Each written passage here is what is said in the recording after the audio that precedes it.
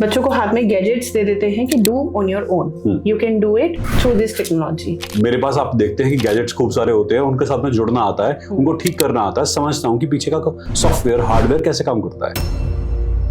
Parents को चाहिए कि बच्चों को कुछ आवर्स मिले जहां पर वो अपना ध्यान करें। तो सर टेक्नोलॉजी से बच्चों का दुराव कैसे रखें? हम हो क्या रहा है कि बच्चों को दो जगह से बहुत इरिटेशन हो रही है, एक स्कूल से, एक घर से।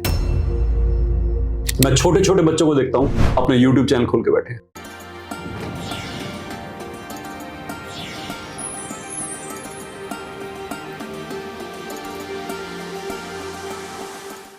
जैसे कि अभी सोसाइटी में हम मिलते हैं, लोगों से बात करते हैं, और हमारे पास में भी इतने सारे जो क्लाइंट्स आते हैं, टाइम सेविंग कह करके बच्चों को हाथ में गैजेट्स दे देते हैं कि do on your own, you can do it through this technology.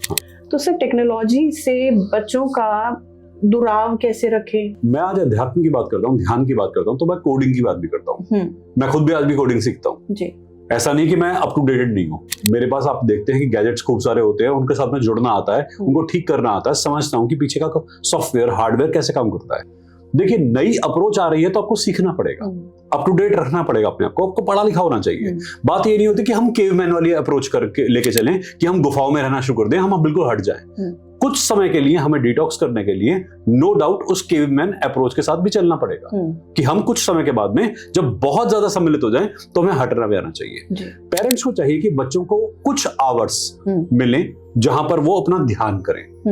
कुछ आवर्स ऐसे मिले कि बेटा आप डिनर टेबल पे बैठे हो तो केवल वहां डिनर की बातें होंगी और डिनर ही होगा, ना तो टीवी होगा ना मोबाइल होगा। आप अपने खाने के साथ जुड़कर खाना खाएंगे, शांति से खाना खाएंगे। घर के अंदर कुछ समय ऐसा हो जहां बैठकर बातें की जाएंगी, ऐसा होगा जहां पे करंट अफेयर्स की बातें होंगी। माँ बाप बच्चों को सिखाएंगे।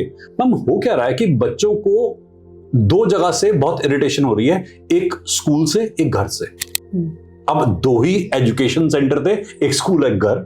जब बच्चा दोनों जगह से इरिटेटेड हो गया तो वो थर्ड की तरफ जा रहा है, दैट इज एआई और कंप्यूटर और मोबाइल। तो ये आर्टिफिशियलिटी की तरफ तो हमने ही उन्हें धक्का दिया है ना जी। हम बच्चों के सामने वो इररिलेवेंट टॉपिक तो डिस्कस करते हैं जो कि उनकी उम्र को बहुत बढ़ावा दे देते हैं।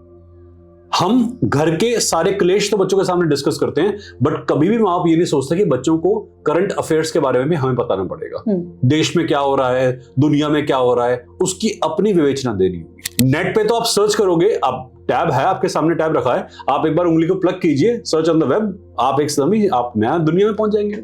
एक टॉपिक से दूसरे टॉपिक, दूसरे तीसरे टॉपिक, और आप देखेंगे कि आप पढ़ नहीं रहे, अब आप टॉपिक पे जंप कर रहे हो, हॉपिंग ऑन द टॉपिक कहते हैं इसे।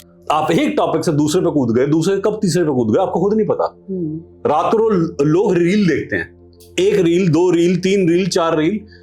एक रात में मैंने लोगों को देखा है कम से कम हजार रील देखते हुए। सुबह के 4 बज जाते हैं, रीलें खत्म नहीं होती क्योंकि इंटरनेट है, भरा पड़ा है। बिल्कुल। आप किताब के अंदर हैं तो किताब का कंटेंट है ना, आपके अंदर एंजाइटी नहीं आएगी क्योंकि आप हॉपिंग नहीं कर सकते। आप ये कर सकते हैं कि एक पेज को ना पढ़ के आप चौथे पेज पे आ जाएं, 10वें पे आ जाएं, बट किताब का कंटेंट तो सीमित है। अब तो अगली किताब उठानी पड़ेगी आपको अगले कंटेंट के लिए। बट नेट पे क्या है कि बहुत इजीली बहुत कुछ अवेलेबल है। अब वो आपको भ्रमित कर सकता है, और वो नॉलेज कहीं से ऑथेंटिकेटेड है या नहीं किसी को नहीं पता। कि इस नॉलेज का कोई प्रूफ रीडिंग है, कहीं कुछ प्रूफ दिया है किसी ने, कुछ नहीं पता, बस चल पड़े सबके सब।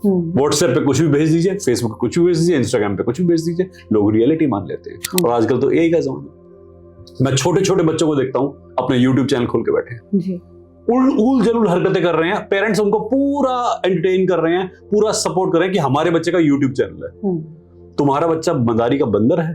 पहले ये हरकतें घर में होती थी, अब ये हरकतें सोसाइटी में होती हैं। बड़े होकर 10 साल बाद अगर अपना चैनल खुद ही देख लिया ना बच्चा, तो माथा पीट लेगा, मैंने क्या कर दिया है जिंदगी में।